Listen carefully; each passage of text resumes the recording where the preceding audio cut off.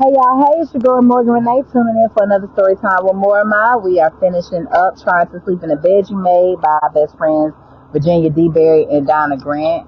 Real quick, let me put my earpods up while I'm on the fly. Before the end of the chapter. If not, y'all know how I do. I come back with a part two when I'm in cooler climates. So let's hop right into it. If you need to catch up on these reads or see some past readings that I've done, I'm reading books by black authors. I will switch it up in the future, but for now, that's my target group. You can find me on YouTube. Type in Storytime with Moremy, Moremy, or you can type in my name, Morgan Myers. You'll see a red logo with a yellow M on the inside, and that's how you know it's me. Hit that subscribe button and go through my Storytime with Moremy playlist. All right, we're in chapter 19 of Trying to Sleep in a Bed You Made, and it reads. Starts off with a quote, "Don't go in the basement." Heart hammering against her ribs, the phone's brittle ring yanked Gail from sleep by the scuff of her neck. Ramsey knows it scares me to death when he calls in the middle of the night. I don't know he's going to be late. She rolled over and snatched the receiver. Yes, she didn't try to hide her irritation.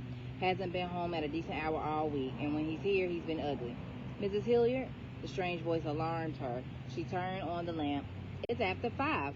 Who is this?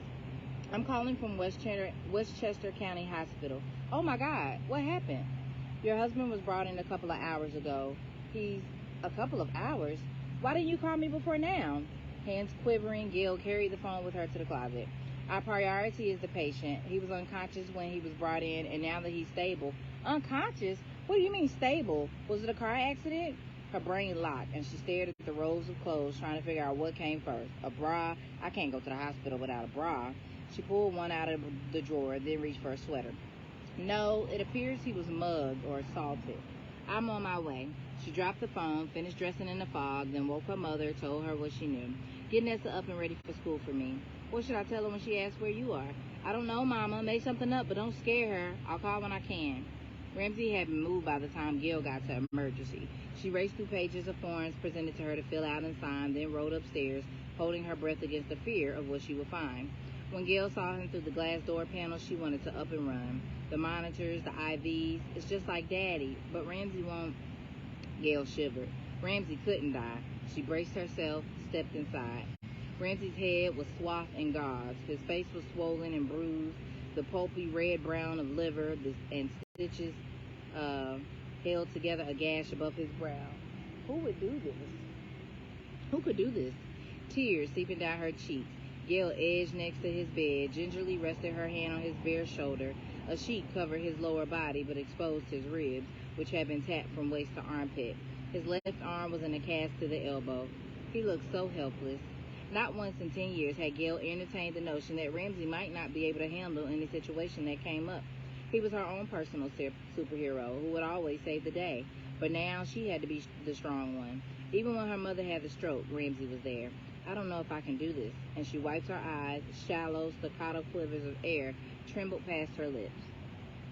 The doctors on call, an elfin woman who wore wood-soled clogs, told Gail that Ramsey had suffered a concussion and some brain swelling. Gail felt faint, but she shook off the dizziness and listened. There was no skull fracture, and the doctor expected him to regain consciousness in the next couple of days. Days? Gail figured he'd be awake and talking in a few hours. Tiny fingers of panic tightened around her throat. Could be less, maybe more. When he wakes up, don't be alarmed if he's disoriented or has some memory loss. Those are common results of head trauma. I want to wake up. This has to be a nightmare.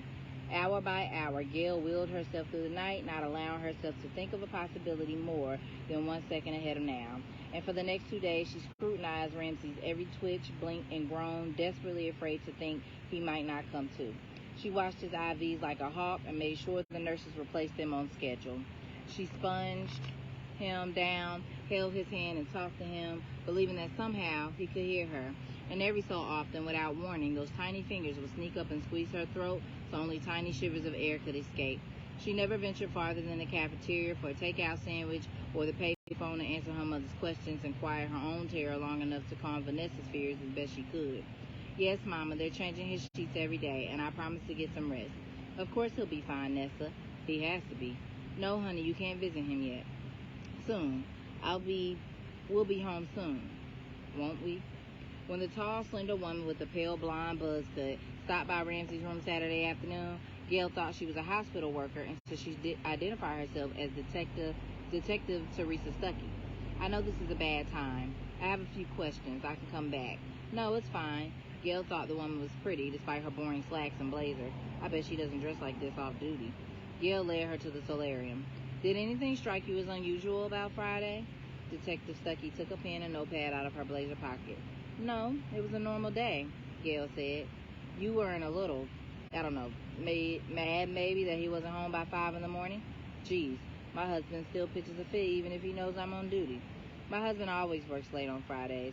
He has very large business to run. Detective Stuckey scribbled on her pad, asked some more questions about Ramsey's habits, hangouts, possible enemies. Gail didn't know anything that seemed important. Teresa Stuckey handed Gail her card. If you give me a call when Mr. Hillard comes to, I'd appreciate it.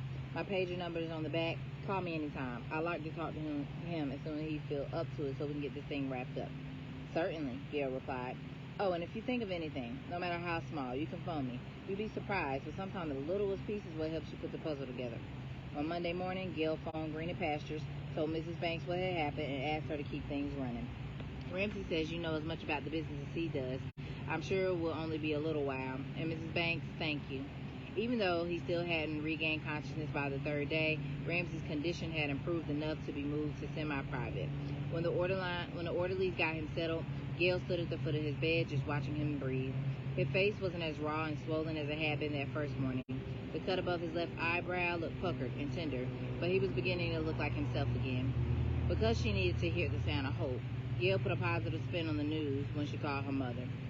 This is a real good sign. He could wake up any time now. But what if he doesn't? What if he stays like this for weeks? What will I do if he doesn't wake up? How would I take care of Vanessa and Mama? Gail ventured out to the florist and brought back a vase of white roses to brighten up her own spirits and the dreary room, but terror was never more than a heartbeat away. Mid-morning on Tuesday, aides took Ramsey's roommate for tests. He had the bed by the window, so Gail took advantage of his absence and leaned against the wide sill, letting the Indian summer sunshine streaming through the blinds warm her face. She relaxed that way for a while, watching people come and go, wondering what brought them here. When she turned back, Ramsey's eyelids fluttered. He blinked, then squinted and turned his head away from the light. Ramsey? Oh, thank God. She rushed to him, took his hand, and the tiny fingers relaxed their grip around her throat, and Gail could actually breathe. You don't know how good it is to see you looking at me. She touched his hand and her cheek and blinked back. She touched his hand to her cheek and blinked back a flood of tears. I'll ring for the nurse. What day is it? His voice was weak, like he didn't have enough air in his lungs to push out the words. It's Tuesday afternoon. You've been here since they brought you in Friday night. Yeah, Friday. Ramsey's head lolled on the pillow and his lids wavered closed, then reopened. He stared at the wall. Friday. Gail wanted to ask what happened, but held back because she didn't want to upset him. You gave us all a big scare. Us? Who? Damn. Ramsey gasped when he shifted his torso. Nessa and Mama, who else? Be careful, you have cracked ribs and a broken arm. Glad to see you awake. The nurse stood at the door. I'll be back with the doctor. Damn, my head hurts. When Gail placed her hand on his forehead, he wrinkled his brow. Would you stop it? The nurse and the fog-wearing doctor marched in. Excuse us, Mrs. Hillard. This won't take long. Gail paced the hall during the examination. He just woke up from a coma. Of course he's grumpy. After several minutes, the nurse beckoned Gail to return to the room. If his vitals stay normal, we'll start him on liquids tomorrow. He can probably go home by Thursday, Friday at the latest. The doctor scribbled on Ramsey's chart, then handed it to the nurse. The ribs will have to stay taped, and he'll be in the cast at least 6 weeks. The stitches can come out next week. She turned back to Ramsey. The nurse will get you up later, and I'll check on you tonight. With that, she and the nurse left. I can't wait to get you home, and as soon as you feel up to it, you'll have to call Nessa. She's been so... Gail, where's my ring? I don't feel right without it. They gave it to me a couple of days ago. Here. Gail slipped the diamond horseshoe off her middle finger and onto his pinky, then kissed the back of his hand. Ramsey noticed the flower arrangements on the table. Where'd those come from? The plant from the church? The plant came from the church. The roses are from Nessa and me. The arrangement on the end is from Bessie. Wasn't that nice of him? Mrs. Banks sent that. Bessie. He's been here? No, nobody's been here but me. Gail straightened the covers, sat on the side of the bed. Ramsey, what happened? The police asked me questions, but I couldn't help them. I don't know. I was in the back at my desk. I bet you had the door unlocked. Maybe, I don't remember. It's lucky a policeman found you outside by your car. At first they thought you'd been mugged, but you still had your ring. And they said no mugger would have left. I already told you I don't know what happened. I'm not going to talk about this no more. I'm tired. Ramsey closed his eyes. Gail went home that night for the first time since Ramsey had been admitted. Loretta welcomed her with chicken and dumplings, and Gail wanted to fuss at her mother for cooking. At the time, Loretta let the water boil out of a pot of eggs, and they exploded all over the kitchen. Gail made her mother promise not to cook unless she was home to keep an eye on things. But the food tasted so good after days of cello-wrapped sandwiches that Gail let it slide. The last few days had been an ordeal she wanted to put behind her, and when she dragged up to bed, she looked forward to her life returning to normal soon. Next morning, Gail phoned the hospital, and they reported Ramsey's condition as good. She got Vanessa off to school and started planning his homecoming. She put her mother in charge of making sure Bernice used a little extra elbow grease when she cleaned upstairs in their bedroom, since that would be Ramsey's only territory for a while.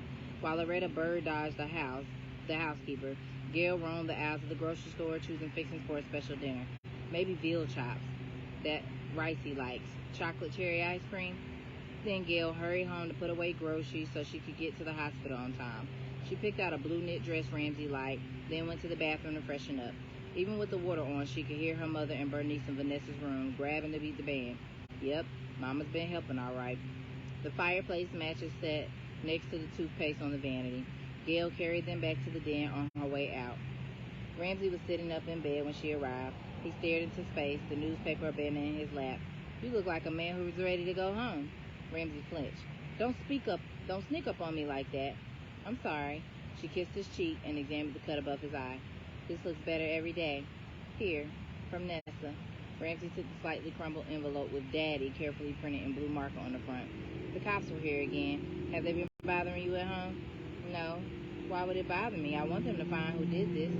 You know, Nessa made the card herself in art class, Gail offered proudly. Go on, open it. Lightning bolts streaked across the front, and raindrops fell from gloomy clouds. It read, you might be feeling under the weather. Inside, a smiling sun shone on a rainbow, but everything will soon be better. Get well soon, Daddy. Love, Nessa. Tell her I said thanks. You can tell her yourself. Tomorrow this time you'll be home. Gail propped the card on his tray table so the rainbow faced him. Did you remember anything that might help? The police, I mean? I'll tell you like I told them. I don't know what happened. If I remember anything, you'll be the first to know. Ramsey snapped. Okay. Nobody's blaming you. For what? I'm the one in the hospital, and I have to get back to work. Nobody is minding my business. Mrs. Banks said to tell you everything is copacetic. To use your word, I brought you clothes to wear home. She hung them in the closet and set his shoes on the floor. What happened to the clothes I was wearing? The police have them. Evidence or something. If you'd rather wear something else, tell me. I'll bring it in the morning. Can I get you anything? You can hand me my robe. The doctor says I have to walk, and I'll be damned if I parade down the halls in this nightgown. He sat on the side of the bed, legs dangling, while Gail helped him into the robe, then eased himself to a standing position. Here, let me help. I'm going to the end of the hall and back. I think I can manage that. I was only trying to... He's just upset about the attack. That's all. She held her breath and watched as he inched his way down the corridor, using the wall for support. When he returned, he went directly to sleep and napped while a nurse's aide explained the discharge procedure to Gail and gave her instructions for his at-home care. Ramsey woke up, and she helped him with his gelatin and broth. Then he insisted she leave. Gail straightened his covers and held his gaze for a moment. I'm so glad you're all right. You really frightened me, Ramsey. You shouldn't have been. It takes more than a few punches to get the best of me. Yeah. I'll see you bright and early. Love you. She blew him a kiss. What do you mean he's gone? Gail yelled at the nurse. Where will he go? He was supposed to be discharged at 9. He knew I was coming for him. Gail headed for Ramsey's room, followed by the sneakered nurse and the security officer. Mrs. Hillard, have you looked for him? He's probably right in this hospital. What if he's fallen or he's been hurt? She stormed into the room, but the bed had been stripped and there was no sign of him. How could he just walk out? He was a patient, not a prisoner, the officer shrugged. When Gail shot him a nasty look, he adopted a more official manner. The night nurse said his bed was empty when she made her last rounds before going off duty. That was about 6. Roommate didn't hear or see a thing. It's 9:15 now. He tapped the small black notebook with a stubby pencil. We've been looking for your husband for over 3 hours. He isn't here. The fingers were back. Gail felt her chest tighten, and she groped for the chair. Did you call the police? Something terrible has happened. There's no indication of foul play, the officer said. The man was brought in here on a stretcher because someone beat him up, and the police don't know who. What kind of hospital is this? Mrs. Hillard, I'm sorry to bother you. I'm from the billing office. A slight, rumpled, middle-aged man whose shirt tail hung out of his trousers entered the room. What? Maybe it's me. I'm losing my mind. I wanted to speak with you before your husband is discharged. You see, there's been a problem with your insurance. He rubbed his earlobe between his thumb and forefinger while he talked. I spoke with Mr. Hillard yesterday, and he assured me there must be a mix-up of some sort. Promised he would take care of it. The man adjusted his tie. At any rate, he guaranteed his bill will be paid. Could you perhaps... Gail gaped at the man. I have no idea what you're talking about. Of course there's nothing wrong with our insurers. My husband is a well-known businessman in this community. None of this makes any sense. We know who your husband is, Mrs. Hilliard. He did the landscaping for our new wing last year. That's why when he assured us the bill would be taken care of, perhaps a check? He tugged his now reddened earlobe again. They've lost my husband, and now you're talking to me about money? What kind of people are you? Tears threatened. I can't cry. Not here. Excuse me. She brushed past him and went down the hall to the payphone. Maybe he went home. No answer. Gail had dropped Loretta off at the Red Cross on her way to the hospital, and Vanessa was in school. He could be upstairs sleeping. She raced home and searched the house attic to basement, but there was no sign Ramsey had been there. Gail phoned Greener Pastures. Mrs. Banks hadn't seen him, but his car was gone when she got to work this morning. It had been parked in back since the night Ramsey was found, so she figured Gail had stopped by for it. Gone? He's on his way home. I'll give him a piece of my mind for worrying me like this. He should have told me he wanted to leave early. He shouldn't even be driving. By noon, Ramsey hadn't shown up. Maybe he went to one of the job sites. He was so worried about business. Gail called Mrs. Banks again. No, honey, I haven't talked to him since yesterday. Yesterday? Uh-huh. He wanted to know if I had done the time cards and cut the payroll checks. I asked him if it was Wednesday. Mrs. Banks laughed. I've been doing it every Wednesday for the past 12 years. Takes up my whole day. I tried to get him to pay the guys every other week, but he wouldn't hear it. Said a working man needed his pay every week. It's easier now that the summer crews are laid off. He didn't say anything else? I'm so worried, Mrs. Banks. How could he just walk out of the hospital? He could be hurt. Do you think I should call the police? Maybe. Somebody could have stolen that nice car of his. It's been sitting out back for almost a week. Crooks notice things like that. Gail knew Monica's father was the chief of police, and she toyed with calling him, but since Ramsey wrecked the TV... Okay, wait a minute. Maybe. Somebody could have stolen that nice car of his. It's been sitting out back for almost a week. Crooks notice things like that. Gail knew Monica's father was the chief of police. Who's Monica? I don't remember who Monica is. Gail knew Monica's father was the chief of police, and she toyed with calling him. But since Ramsey wrecked the TV, the Phillipses treated them like escaped lunatics. Oh, one of the children's, her sister's, her daughter's friend's name was Monica. Okay, but ever since Ramsey wrecked the TV, the Phillipses treated them like escaped lunatics. Ramsey will have a fit if I give them something else to talk about.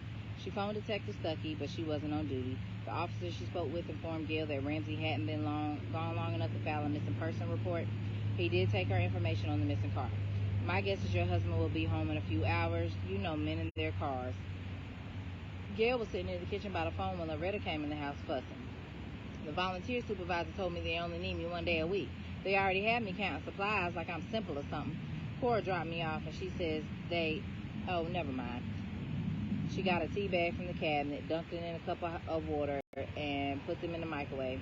How's Ramsey? He must be glad to be in his own bed. Believe me, I know how they do in the hospital, waking you up to give you a sleeping pill. Mama, he's not here. What are you talking about? You didn't let him go to work? You didn't let him go to work? Gail told her mother about that morning. Vanessa will be home any minute. I don't want to upset her, at least until I hear something, so I'm going to tell her they wouldn't let him come home. I know he'll call me. The next morning, Gail greeted the sun with sleepless eyes. Ramsey hadn't come home or called, but Mrs. Banks did just before noon. The bank was refusing to cash paychecks because there was no money in the account. I made the regular deposit myself, so I called to straighten them out, but they told me the account balance is zero. Isn't Mr. Hiller home yet? You must know where he is. There'll be checks bouncing from here to Kingdom Come. Gail's hands trembled as she hung up the phone, and the overloaded wires in her brain short-circuited. What the hell is happening? That's when she remembered. The pages of names, the columns of numbers, pressing through the pages of Ramsey's notebook like braille. All that money he gambled away. When the image sneaked up on her, she danced away. He wouldn't. That was before. I would have seen it. By Sunday, she was crazy with worry and exhausted from lack of sleep, but she paced it on a confident front to calm her mother and to prevent Vanessa from getting suspicious. Keisha's invitation for Vanessa to spend the day with her and her mother came like an answered prayer. Keisha says she has a surprise to tell me. Tell Daddy I love him. Vanessa gushed as she kissed Gail on the cheek. See ya. Gail shut the big front door and leaned against it. Loretta was standing there with her arms folded across her chest. I know, Mama. Don't say anything. We should go to church. Ask them to pray for Ramsey. Couldn't hurt. I have to stay here in case he calls or comes home. Besides, I would never bring this up in church. Anyway, I have to call the police today. Don't sound like much of a church to me. Gail listened to the shush-shush of her mother's slippers as she shuffled to the back of the house. She sounds so old. Dear God, please let Mama and Ramsey be all right. Before she called the police again, Gail tried to reach Bessie. As far as she knew, she was the only person Ramsey was really friendly with. Maybe he'll know something. But she didn't leave a message when the answering service picked up. I can't do this. Her whole life, somebody had taken care of the difficult task. Now there was nobody but her. Gail's hand was on the receiver when the phone rang.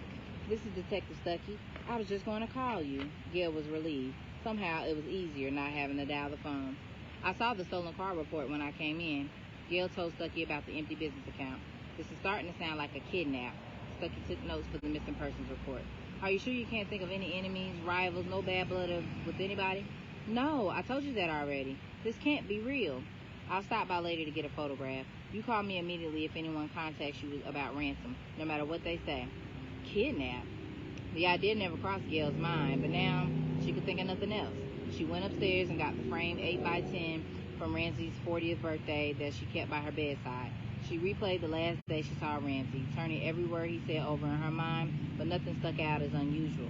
Then she scoured the house, not knowing what she was looking for. She scoured drawers, dug in pockets, rummaged through boxes in the garage, but she found no clue to Ramsey's whereabouts. There's got to be something. Gail called Mrs. Banks, apologized for disturbing her Sunday, and asked to meet her at Greener Pastures. She hoped the office might hold an answer, or at the very least something that would help the police. They used a crowbar to pry open Ramsey's locker. Empty. The warehouse odors mingled with dread, and Gail felt like she was suffocating. Ramsey's battered roll-top desk loomed in the corner, and they used a crowbar to pop the locks. The drawers bulged with papers. She grabbed stacks of them at random and shuffled through bills, loan documents, second, third, and final notices from creditors and collection agencies, unopened envelopes, letters from banks, each piece a revelation, more frightening than the one before. 7-8 months ago, he said he thought somebody was tampering with the mail, so he got a post office box. He'd pick up the mail every day or two and bring it in. I don't understand. Gail stared at the pile of papers in front of her and couldn't hold back the tears any longer. What happened to all the money? I swear to you it's over, I promise. But Gail sidestepped the thought before it hit her head on. I only saw what mail he gave me. Now that I think about it, he was getting calls from some of the suppliers and the banks. Told me he was looking into expanding the business again. Mrs. Banks tried to comfort Gail. Well, it doesn't look too good right now, but Mr. Hilliard was always so fair. He was a real smart businessman and was. You're talking like he's dead. No, I mean to say, I'll take this stuff home. The tremble started as Gail reached for a handful of papers from Ramsey's desk. Before she had a grip on them, her whole body was shaking. What am I supposed to do? Gail sank down in Ramsey's chair. I'll tell the boys to take a few days off. Maybe Mr. Hilliard will show up by then. Anyway, the busy season is over. You rest a minute, and I'll find a bag to put these in. Neither woman spoke while Gail filled the shopping bag Mrs. Banks brought her almost to the top. They walked to the door, and Gail remembered just a couple of weeks ago walking the same route with Ramsey assuring her he had nothing to do with the story about Marcus. Now she didn't know what to think about anything he'd ever said. The afternoon sun felt mean and cruel to Gail. Long after Mrs. Banks had driven off, Gail sat in her car in front of Greener Pastures, the loaded shopping bag next to her on the passenger seat. She didn't want to go home. Home meant having to explain to her mother and Vanessa. Explain what? What do I know? When Gail turned onto her street and the house came into view, the usual "there it is" flashed across her mind, but this time she began to sob. She pulled off the road, folded her arms across the steering wheel, and cried until she was drained. I have to get myself together. I can't let Vanessa and Mama see me like this. You all right? The question flung her back in time.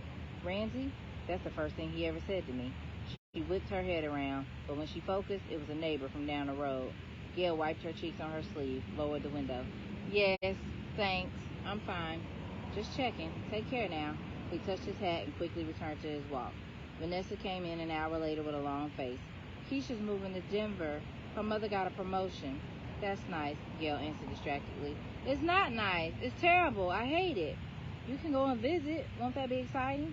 Loretta intervened and launched into the virtues of having friends in faraway places. Vanessa didn't buy it. How's Daddy? Gail concocted a story that Ramsey had to go to an out-of-town hospital for a while to help him get better. Gail saw her mother's eyebrow arch, but she didn't dress her until Vanessa was out of earshot. Why get her all riled up and he shows up tomorrow whistling, and what if he doesn't? Just give me a little time, Mama. That's all I ask. I promise I'll tell her if he doesn't. I don't want to talk about it anymore now. What if he doesn't?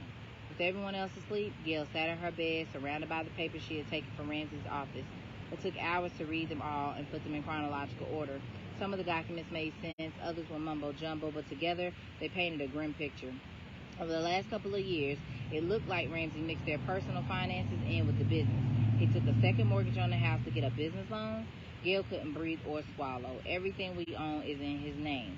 Credit cards were delinquent. Life and health insurance premiums hadn't been paid in months.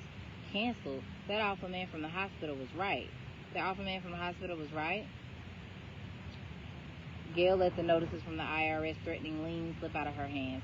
She lay for a long time, staring at the ceiling and trying to catch her breath. Gail felt like the girl in the horror movies who ignores the warning, don't go in the basement, dumb. But she descended another step. Ramsey had fired both his lawyer and accountant months ago, but he owed them money too. When she found the bank statements for investment savings, CDs, money market, annuity, she prayed that at least one of them might contain the silver lining she needed. Mama's money. But instead, she ran smack into a new stormfront. Ramsey had invested it, but last January, he made himself or greener pastures, Gail couldn't tell which, alone, and from there, all of Loretta's money seemed to have disappeared. When Mama offered to lend, he'd already used it. A scream hovered in her throat, but what bubbled up and out was a low, pleading moan that came from much deeper. Oh, God, help me. Help us. Gail hugged her pillow and rocked. She didn't want to believe he'd been gambling again. He promised.